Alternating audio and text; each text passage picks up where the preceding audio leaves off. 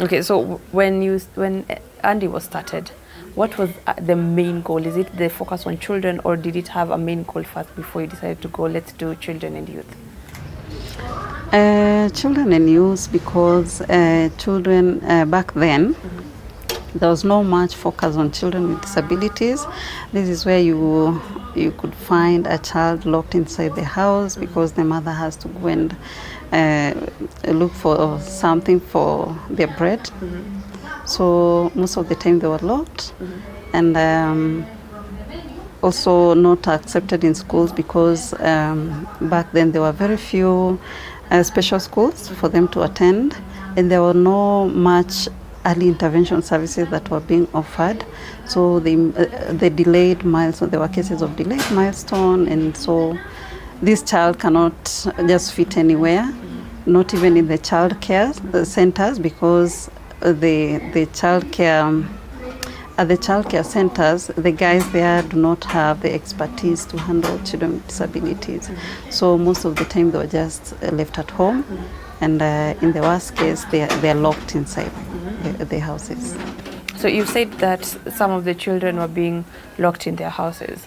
Up at this point, we can still find that some parents lock in their children because of fear of taking them into the community and being stigmatized. How is Andy able to deal with that? Well, currently there's so much advocacy around disability issues, which was not there before. So the issues of stigma around disability is still there, depending on where you come from, where you stay. But in the urban centers, there's so much information in regards to disabilities, unlike in the rural setups where disability is still something that people are not talking about, and there's so much myth and misconception about disabilities. Like, for example, what happens in the Maasai lands when you have a child with disabilities, you're seen as it was a curse in the first place, and maybe they're not allowed to come out to the public. So the advocacy is still ongoing. It's have been amplified so far, and we are seeing progress in how people are accepting disabilities, and the much intervention that are being initiated to support persons with disabilities. Yeah. So when you reach out to these parents with children with disability, do you have to go to their homes, or do they reach out somehow to Andy? There are some who comes here, maybe through referrals, and also we have programs. Andy has been running quite a number of programs targeting children with disabilities in matters education, whereby we identify children with disabilities, work with the parents to create awareness so that they see the importance of taking their children out and also enrolling them in schools. So through those programs, we've had parents creating parent support groups to support other parents and to bring parents with children with disabilities on board.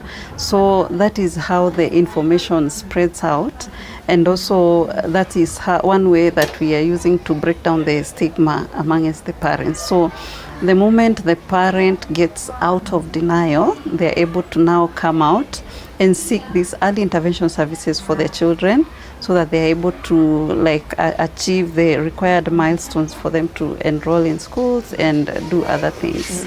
Yeah. For the parents with children with disability, there are some who do not know how to take care of their children from early onset. How are you able to help with such? Yeah, once we identify children with disabilities, we do not work alone, but we formed a partnership on the ground with other organizations, mainly the rehabilitation centers around us and in other sub-counties, whereby when we identify these children, we refer them to those rehabilitation services, like, for example, the Paulo's Home, and around here there's Action Foundation for children with disabilities, and there's Destiny Child, It's around here. So we've mapped quite a number of rehabilitation centers where we send them, but we also educate the parent on how best they can go about it. Like if a child is not assessed, we refer them to hospitals where they can do the medical assessments.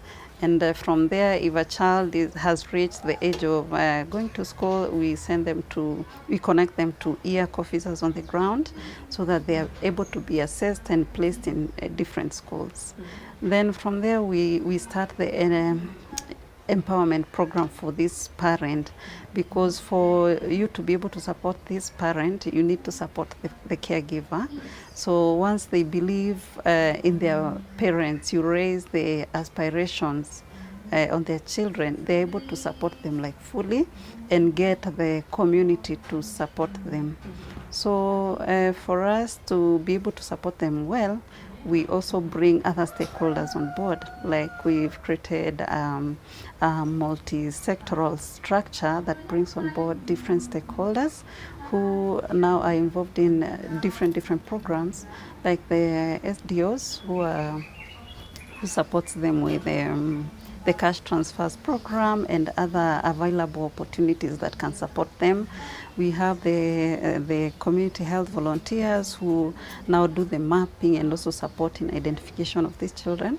And also like the education department is in that structure. We have representatives of parents of children with disabilities in it, DPOs, and religious leaders, basically bringing a structure that brings everybody on board to be able to support these children and also act like a community support system for them. Yeah. When you identify these rehab centers, how are you able to go to one and say, you know what, this is a rehab center that we can send one of our children, and we are sure they're going to be okay, we are sure they're going to be taken care of and go through all the systems that they need to? Well, the rehabilitation centers that we partner with, the rehabilitation centers that we've worked with, some of them we've done empowerment programs for their staff, through trainings and through distribution of required equipments for them to be able to support these parents. There is through a different program called You Never Walk Alone, we've been able to support those institutions with the required equipments, so that if we refer children there, we're able to follow up and see that they're being fully supported. So Andy is also all about advocacy for children with disabilities. Yes, exactly. Do you feel like we are representing enough people with disability when it comes to public offices, like when it comes to the government, when it comes to hospitals employing people with disability? Have we reached to that point that we are embracing people with disability? It's been a long journey, and we can't complain. We're saying every day it's just a step all the way, one step at a time towards what we intend to achieve. It's a long journey. So, advocacy, the issue of changing attitudes in regards to disability is not easy. So it depends on how you interact with these people, how they buy into whatever you're telling them to do. So we've worked closely with the Ministry of Education in regards to matters education, inclusive education for children with disabilities. It's something that is working out so well, because now there's that call maybe from the Ministry of Education to embrace inclusive education. So the children, these children with disabilities do not necessarily need to sit and wait until they will be enrolled in a special school somewhere. But we are together in partnership with the ministry. We are making efforts to ensure that the schools around these children can accept them. We do this through teachers trainings, community awareness sessions, because we do them through radios, through social media, and through community outreach programs. And so far it's not that bad. And on matters health, we work closely with the health institutions, and also, as I mentioned earlier, the community health volunteers are on board to support, even with referrals, and to support these children for further medical assistance. Well, okay, that, for Andy, it's been years now trying to advocate and enlighten the society on embracing people with disability. We're going to take a short break, but we'll be right back to understand more about the vision behind Andy.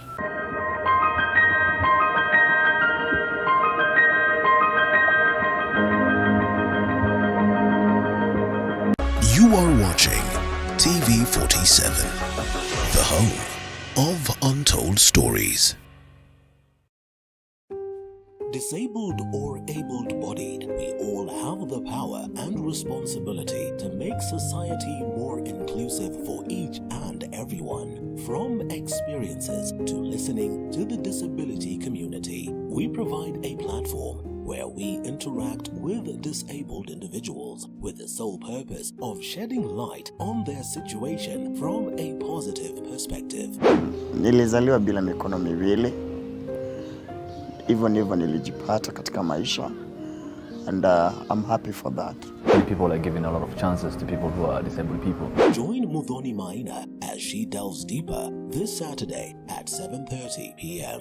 We celebrate disability, an inclusive world and education. We need to know such person can go beyond the limit.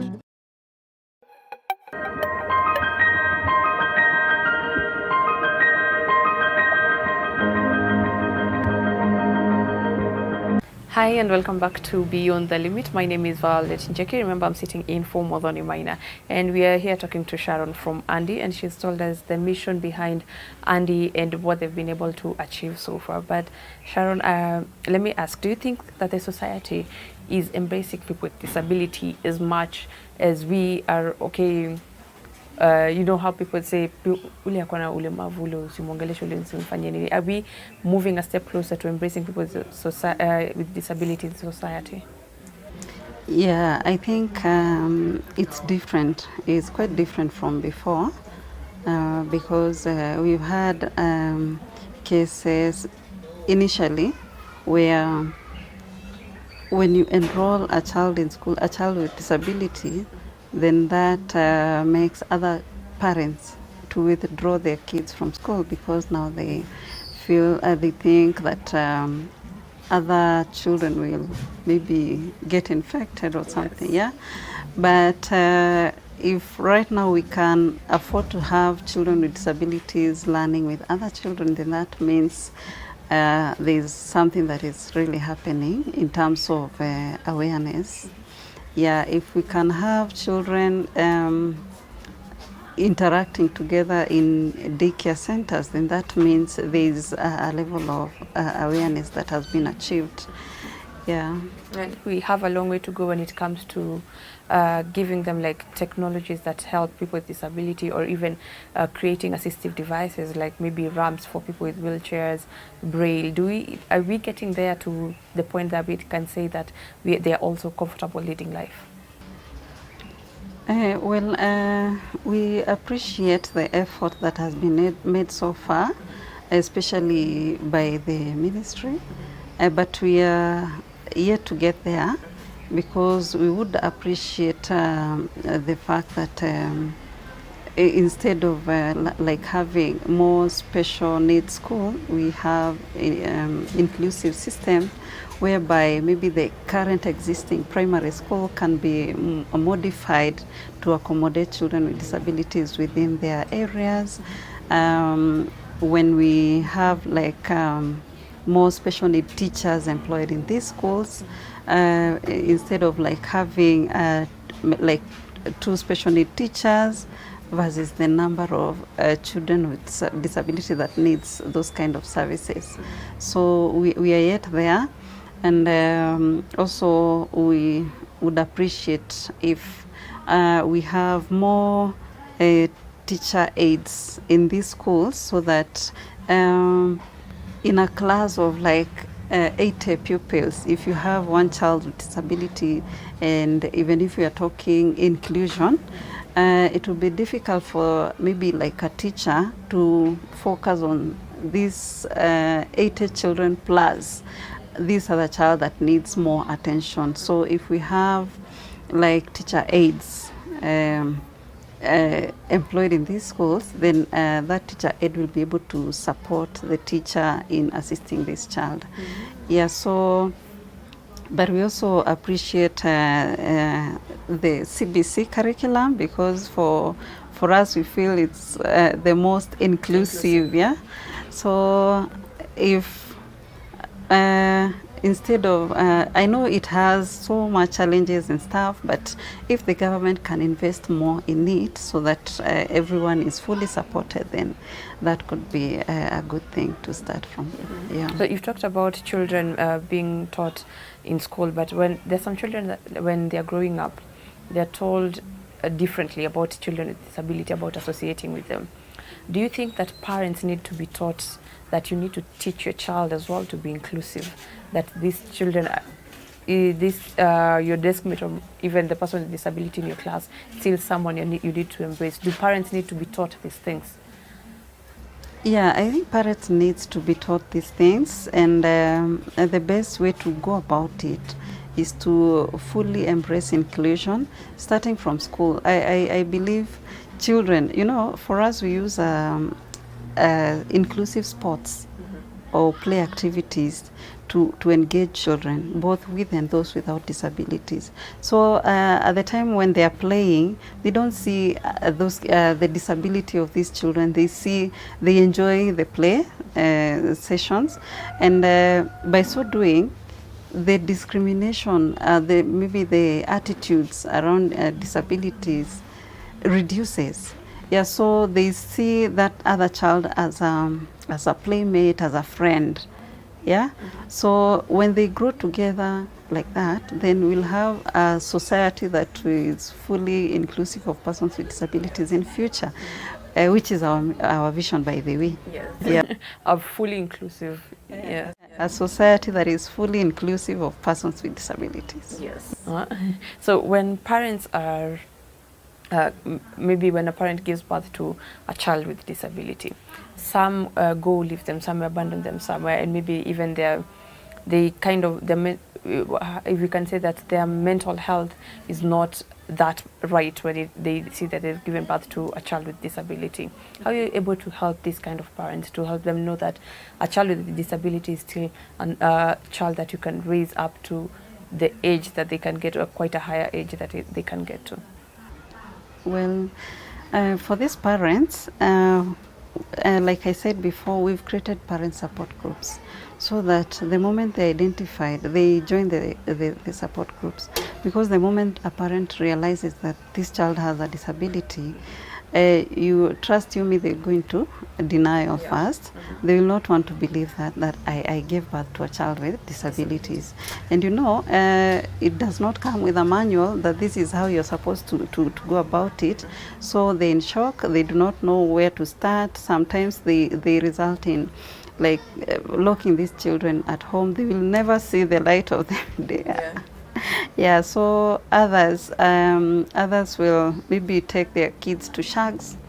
Yeah, we've seen in those parent support groups we have parents who do not really stay with these children, but they are taken care of by their grannies because they do not want to associate with. Yeah, so we create awareness, and when we organize for like the awareness creation sessions, it is these parents of children with disabilities who now facilitate the sessions. It is not us, it is them, so that they can share their lived experiences, and they can also talk to a parent who is in that state at that time.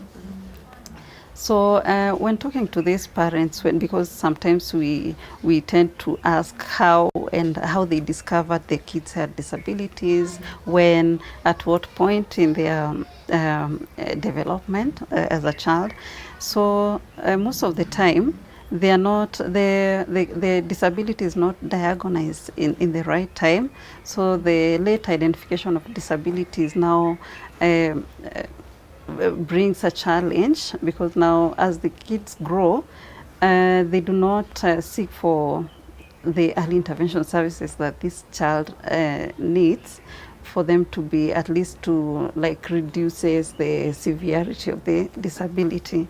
So the gap is between the health caregivers during birth and up to a point where now the child is supposed to be sitting, to be like showing that there's that process of development.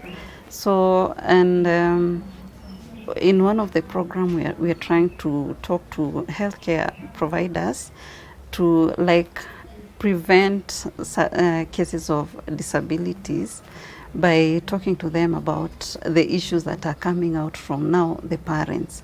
Because most of the parents, sometimes the parents may think, if the healthcare provider did this, then I could not be having this child with disabilities. The cases of negligence, and also during the, you see the Zile sessions are during the prenatal yeah. sessions. If they're able to be cancelled, that is with the pregnant mothers, if they're able to be cancelled and maybe be taken through the journey of a growing child, from conception up to birth and maybe up to the first 1 year, then for me personally, I think there's so much that can be achieved, because you know the journey, you know by this time this child is supposed to be doing this. By this time, this child is supposed to have achieved a certain milestone. Then you know when maybe there's the red flags. You'll be able to tell the red flags and be able to take action at the right time. Yeah. When it comes to rehab centers that help out these children with disabilities, do you think that we have enough rehab centers to help comes to the therapy, from occupational therapy to the speech therapy? Do you think we have enough, or do we have a long way to go? On that, we really have a long way to go, because now these services are not cheap. They are expensive, and those therapy sessions, speech, all those services, for me, I feel these are services that should be provided for by the government through maybe the NHIF or something, because now it looks like the parent is being penalized for giving birth to a child with disabilities, whereby you have to, if you have to attend like 3 sessions per week, where you have to pay like 500 bob per day per session, then as this parent, and you're not employed because you have to like take care of that child, where do you get that kind of money? Then this child is growing and you have to keep carrying this child on your back, transport issues, all the way to health centers. The public health centers charges like 500. So these parents access these services mostly from the private NGOs and other people who like offer these services. So as Andy, we've been trying to like capacity build the parents on simple basic skills that they can use to offer the same services from home. Yeah, but I think these are services that should be catered for by the government, because it includes a lot, it entails a lot. Apart from just therapy sessions, there are drugs that these children use, which are again very expensive. Yes. Yeah. So if a parent with a child with disability, or someone who knows a child with disability, how can they get in touch with Andy to be helped out when it comes to training and even rehab? Thank you. You can visit us in our offices. We are based in Kibera at Sarangombe Court in Olympic Estate. Yeah, you can also follow us on Facebook, Action Network for the Disabled. On Twitter is Action Network. You can reach out through our website, which is www.andy.or.ke, to see more of what we do, and also write to us at info@andy.or.ke. Our mobile number is 0715 602 613.